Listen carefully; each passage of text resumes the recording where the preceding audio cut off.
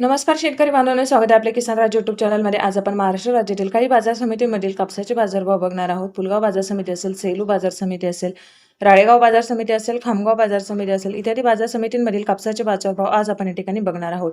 पहिली बाजार समिती आहे राळेगाव। कापसाची आवक आहे 1950 क्विंटल, कमीत कमी बाजारभाव 7,000 तर सर्वाधिक बाजारभाव भेटलेले आहे 8,620 रुपये प्रति क्विंटल।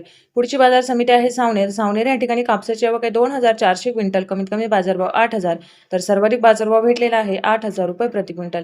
यानंतरची बाजार समिती आहे ती म्हणजे भद्रावती। भद्रावती या ठिकाणी कापसाची आवक आहे 150 क्विंटल, कमीत कमी बाजारभाव 6,700 तर सर्वाधिक बाजारभाव भेटलेला आहे 8,050 रुपये प्रति क्विंटल।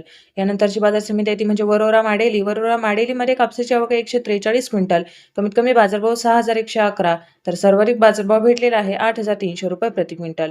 पुढची बाजार समिती आहे देऊळगाव राजा। देऊळगाव राजामध्ये कापसाची आवक आहे 300 क्विंटल, कमीत कमी बाजारभाव 6,250 तर सर्वाधिक बाजारभाव भेटलेला आहे 8,660 रुपये प्रति क्विंटल।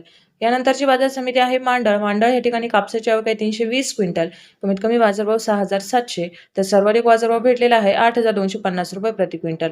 पुढची बाजार समिती आहे ती म्हणजे मारेगाव। मारेगाव या ठिकाणी कापसाची आवक आहे 236 क्विंटल, कमीत कमी बाजारभाव 7,851 तर सर्वाधिक बाजारभाव भेटलेला आहे 8,251 रुपये प्रति क्विंटल।